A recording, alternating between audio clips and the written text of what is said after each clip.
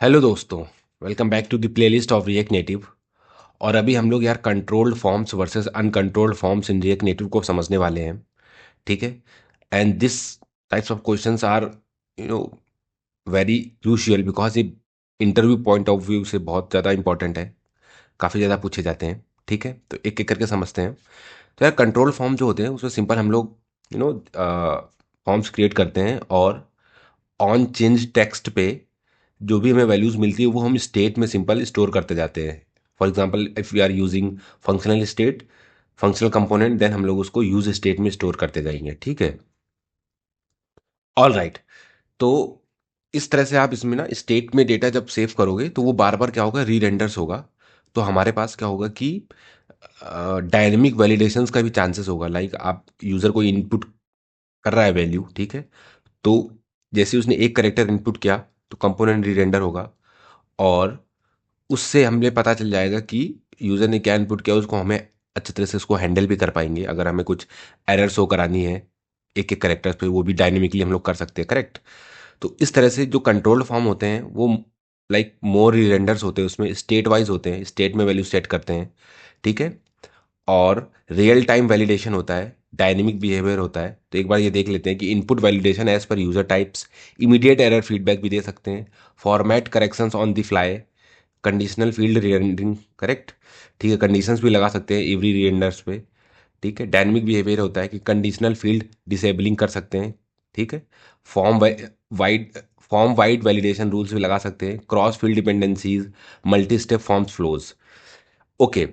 और इसमें ना कंप्लीट स्टेट ट्रैकिंग भी होती है, फॉर्म सबमिशन कंट्रोल होता है, और ऑप्टिमिस्टिक यूआई अपडेट्स भी कर सकते हैं। करेक्ट। इसमें सिंपली आपको यूज स्टेट में ही जो भी डेटा है आपका, जो हमें ऑन चेंज टेक्स्ट पे डेटा मिलता है वो यूज स्टेट में सेट करना होता है। तो ये कंट्रोल कंपोनेंट्स होते हैं, ये हम लोगों ने देख लिए हैं।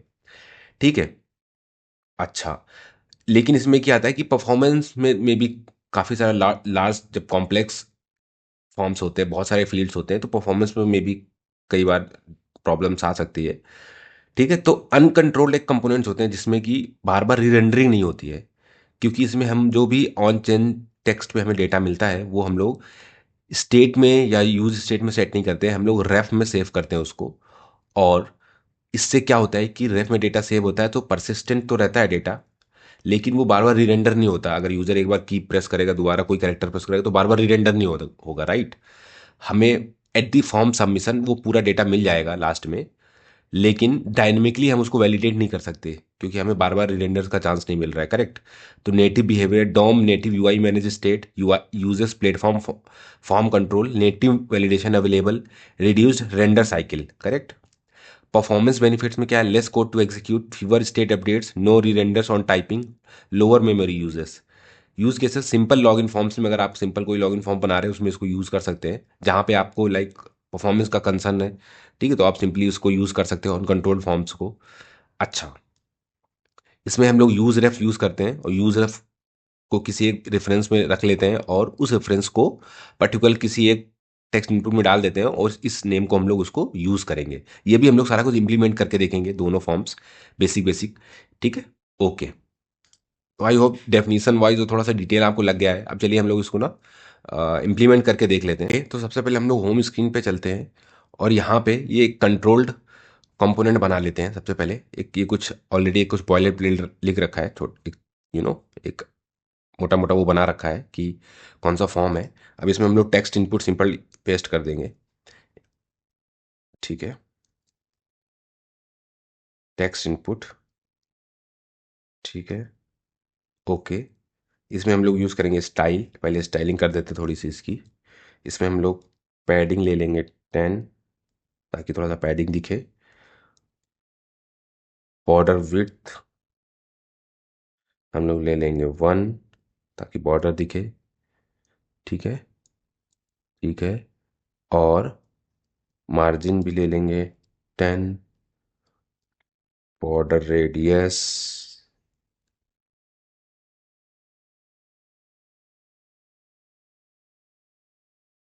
बॉर्डर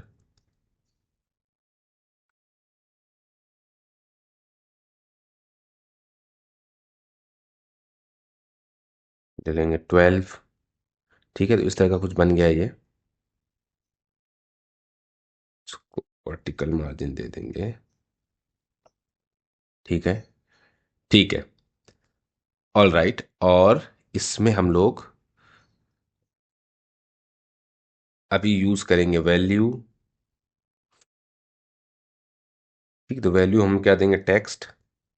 ठीक है, और ऑन चेंज टेक्स्ट पे हम लोग जो हमें कॉल बैक मिलता है उसमें हम लोग सेट टेक्स्ट की वैल्यू को, ये वैल्यू जो हमें मिलती है ऑन चेंज टेक्स्ट पे, एक सेकेंड इसको मैं फॉर्मेट कर देता हूँ। ठीक है, ये हमें वैल्यू मिलती है एक, इसको सेट करते रहेंगे। ठीक है, ठीक है। तो अब जब आप इसमें कुछ भी टाइप करोगे तो आप यहाँ देखते हो कि ये डायनेमिकली हमारा ये वैल्यू अपडेट होता जा रहा है, कंपोनेंट री रेंडर हो रहा है इंटर टेक्स्ट में, राइट। क्योंकि यहाँ पे हम लोग ने ये टेक्स्ट प्रिंट करा रखा है, ये सेम ये क्योंकि यूज स्टेट का वेरिएबल है। सेट टेक्स्ट जब भी करेंगे तो ये टेक्स्ट को अपडेट करता रहेगा और हमें यहाँ पे अपडेटेड वैल्यू दिखती रहेगी। तो इसे डायनेमिक वैलिडेशन भी कर सकते हैं और मोर कंट्रोल्ड होता है ये। ठीक है, कंट्रोलिंग मोर ज़्यादा होती है इस फॉर्म्स में। ठीक है, पर इसमें रीरेंडरिंग्स भी ज़्यादा होती है, करेक्ट। अच्छा, अब सेम चीज़ हम लोग यहाँ पे एक प्रोफाइल में आते हैं, इसमें भी हम लोगों ने अनकंट्रोल्ड एक करके लिख रखा है, तो इसमें हम लोग ये पेस्ट करते हैं। पर इसमें हम लोग जो है, ओके, ये यूज स्टेट ना यूज करके यूज रेफ यूज करेंगे। ये यूज रेफ, ठीक है, ये हुक है, यूज यूज रेफ एक हुक है। इसकी इनिशियल वैल्यू नल दी है और इसको इनपुट रेफ में एक रेफरेंस में रख लेंगे। और यहाँ पे हम लोग, वन सेकेंड इसको मैं फॉर्मेट कर देता हूँ। यहाँ पे हम लोग इसको एक रेफ पास करेंगे। ठीक है, और इसमें हम लोग इनपुट रेफ पास कर देंगे। ठीक है, ओके, ऑल राइट। और ऑन चेंज टेक्स्ट पे हम लोग जो वैल्यू मिलेगी वो इसमें ना सेट करके, ये वैल्यू हटा देता हूँ मैं क्योंकि उस वैल्यू का काम नहीं है अभी। जो वैल्यू मिलेगी वो हम लोग इनपुट रेफ डॉट करेंट डॉट वैल्यू में ये वैल्यू सेट करते जाएंगे। तो जब भी कोई कोई कैरेक्टर ऐड होता जाएगा या डिलीट होता जाएगा या जो भी अपडेशन होगा ऑन चेंज टेक्स्ट पे, वो इनपुट करेंट रेफ वैल्यूज के अंदर आता जाएगा। इस तरह से हम लोग उसको यहाँ पे ये वैल्यू अलर्ट करा लेंगे। ऑलराइट, और यहाँ पे एक बटन भी ले रखा है जो कि बटन में क्या करेगा कि ऑन प्रेस पे हैंडल प्रेस कॉल करेगा फंक्शन, और हैंडल प्रेस में हम लोगों ने इनपुट रेफ, जो ये रेफ है हमारा, उसकी करंट वैल्यू को चेक किया अगर है तो अलर्ट करे क्या, इनपुट रेफ डॉट करंट डॉट वैल्यू को, जो हम लोग यहाँ पे इसमें सेट कर रहे हैं इसकी वैल्यू पे। ठीक है, तो इससे होगा क्या कि ये वैल्यू पे सेट करता जाएगा और स्टेट अपडेट नहीं होगी तो कंपोनेंट रीरेंडर नहीं होगा। एट लास्ट जब हमें फॉर्म सबमिट करेंगे तो हमें वैल्यूज मिल जाएंगी। ये अनकंट्रोल्ड फॉर्म हो गया। अब आप बोलोगे कि जब हमें इसकी रेफ में वैल्यू सेट करनी है तो इसकी वेरिएबल लेके क्यों नहीं कर सकते हैं, रेफ की क्या जरूरत है, राइट। तो इसलिए इसको कर रहे हैं क्योंकि ये रेफ वाली वैल्यू जो है ये इसमें परसिस्ट रहेगी। जब भी कोई पूरा होल कंपोनेंट रीरेंडर होगा तो ये वैल्यू जो है हमारी इनपुट वाली ये गायब नहीं होगी, ये हमें मिल जाएगी, राइट। तो इसलिए, अच्छा, इसको एक बार हम लोग देख लेते हैं स्क्रीन पर कैसा दिख रहा है। तो अभी इनिशियल आउट हमारा होम है, इसको हम लोग प्रोफाइल कर देते हैं।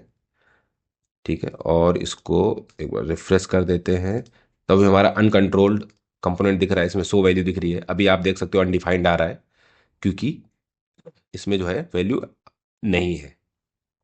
ओके, ठीक है। तो इसमें अगर हम कुछ भी वैल्यू लिखेंगे, फॉर एग्जांपल BSB ओशन, अगर ये प्रिंट गया तो अभी आप देख सकते हो कि इंटर टेक्स्ट में BSB ओशन आ गया यहाँ पे अलर्ट में। लेकिन इसमें हमें डायनेमिकली कोई भी वैलिडेशन नहीं लगा सकते, या डायनेमिकली हमें एक्सेस नहीं है, या तो नेटिव कुछ चेंजेस करने पड़ेंगे, राइट। ठीक है, तो ये अनकंट्रोल फॉर्म हो गया। और कंट्रोल फॉर्म आप दोनों आपने देख लिया कि इसमें री रेंडर्स नहीं होते इतने ज़्यादा। तो हमें परफॉर्मेंस वाइज अगर ज़्यादा कंसर्न है तो सिंपल बेसिक फॉर्म्स के लिए हम लोग अनकंट्रोल कंपोनेंट यूज़ कर सकते हैं, अदरवाइज हमें कंट्रोल कंपोनेंट यूज़ करना चाहिए रिएक्ट नेटिव में। All right, if you like the video please subscribe the channel and share the video.